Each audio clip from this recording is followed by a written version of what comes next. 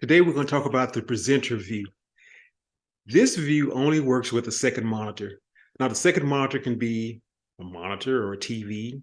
It could be a projector, an LED wall, whatever device you have connected to your HDMI or USB port to display to a crowd. So we're going to get right into it. Let's go over the areas. So you got your second view, and this is really also useful for speaker notes. If you're at a conference and you're projecting to a screen, you can use this for speaker notes, and we'll go over some other things that have lots of advantages. Let's go with the very top menu options. Show taskbar.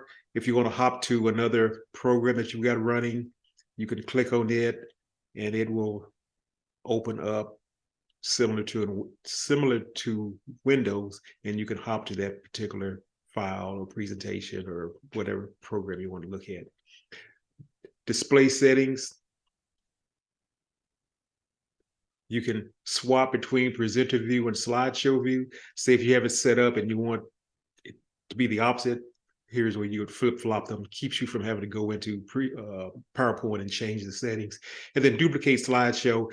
If you do not want to use speaker notes and you want your presentation to be shown on your laptop or your computer and on the projected screen, this is where you would do it. End slideshow, as it says, ends the current slideshow. Nothing really hard about that.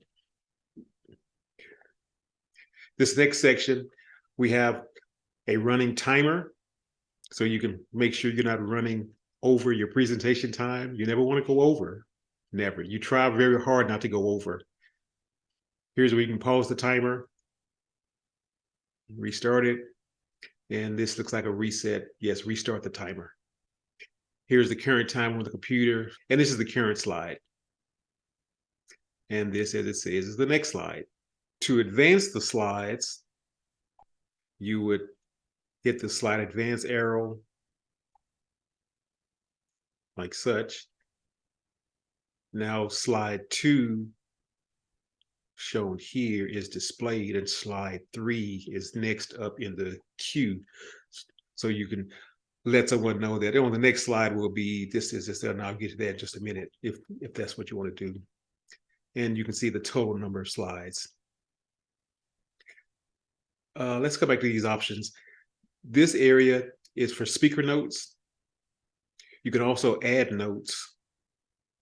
And you can select your font size here, depending on what you want to add. And as you can see, you got a scroll bar, so you can add lots and lots of notes, but try not to read the notes, know your subject matter, and use those strictly as high points.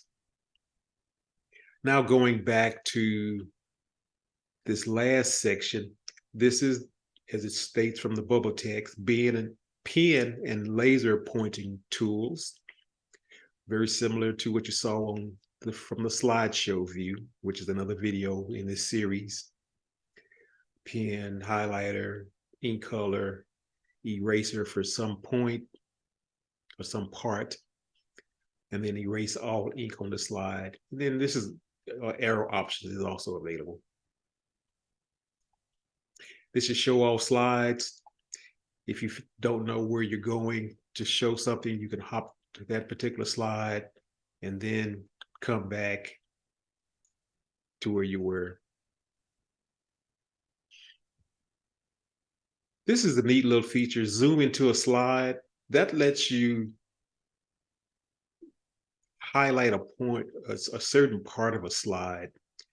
Would really be nice if you're dealing with schematics, or maybe you got some footnotes or some reference material in a real small font that you want to blow up and show someone.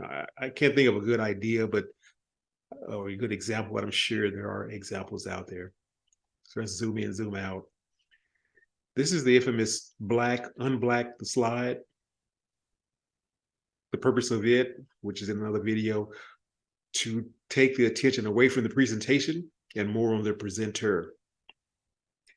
Because, we say we can multitask, but we really can't very well. We're either listening or we're reading. So if we're not reading, then we're listening. Toggle subtitles.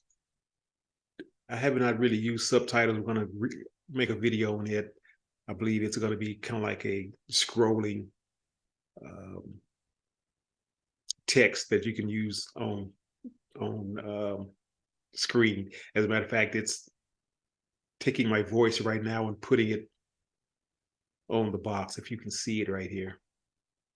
So we're going to play with subtitles some more. We'll just leave it on. Toggle the camera. There's 2 cameras on the system, and you can switch between cameras. You can also turn the camera on and off.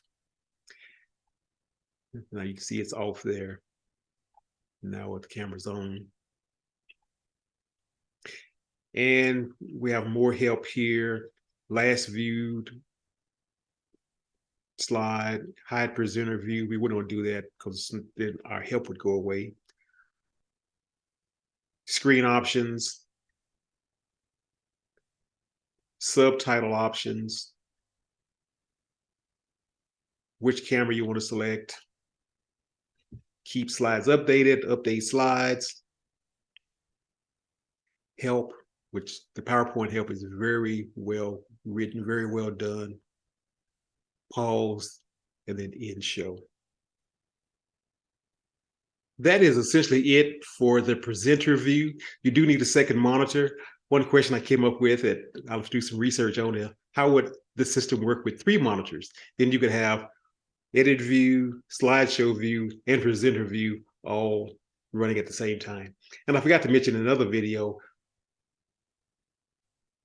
if you got dual monitors, edit view, I believe even in single monitors, edit view can be edited, and it will update your slideshow view if you've got slideshow view up and running. So you could use it like other commercial presentation softwares. You can edit on one monitor and have it automatically updated to your audience. So without having to drop out of it, edit it, and then restart it.